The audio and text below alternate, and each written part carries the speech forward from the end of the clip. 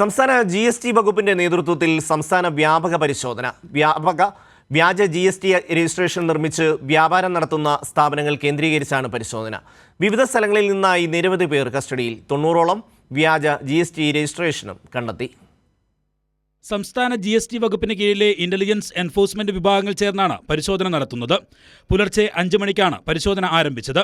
380 ഉദ്യോഗസ്ഥർ ചേർന്ന സംസ്ഥാനത്തെ 101 കേന്ദ്രങ്ങളിൽ ഒരേ സമയത്താണ് പരിശോധന തുടങ്ങിയത്. സംസ്ഥാന നികുതി വകുപ്പിന് കീഴിലുള്ള ഏറ്റവും വലിയ പരിശോധനയാണ് ഇത്. വ്യാജ GST രജിസ്ട്രേഷൻ നിർമ്മിച്ച് വ്യാപാരം നടത്തുന്ന സ്ഥാപനങ്ങളെക്കുറിച്ച് സംസ്ഥാന GST വകുപ്പിന് വിവരം ലഭിച്ചിരുന്നു. മാസങ്ങളായി ഈ സ്ഥാപനങ്ങൾ GST വകുപ്പിന്റെ നിരീക്ഷണത്തിലായിരുന്നു. വ്യാജ GST നിർമ്മിച്ച് 1200 കോടി രൂപയുടെ അനധികൃത വ്യാപാരം നടത്തിയെന്നാണ് GST വകുപ്പിന്റെ കണ്ടെത്തൽ. 90ഓളം വ്യാജ GST രജിസ്ട്രേഷനും കണ്ടെത്തിയിട്ടുണ്ട്. വലിയ റാക്കറ്റാണ് ഇതിന് പിന്നിൽ ഉള്ളതെന്നും GST വകുപ്പിന് വിവരം ലഭിച്ചു.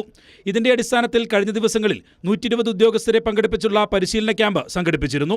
അതിനുശേഷമാണ് സംസ്ഥാന GST വകുപ്പ് 380 ഉദ്യോഗസ്ഥരെ പങ്കെടുപ്പിച്ചുള്ള സംസ്ഥാനത്തെ ഏറ്റവും വലിയ പരിശോധന ആരംഭിച്ചത്. കൈരളി ന്യൂസ്, തിരുവനന്തപുരം.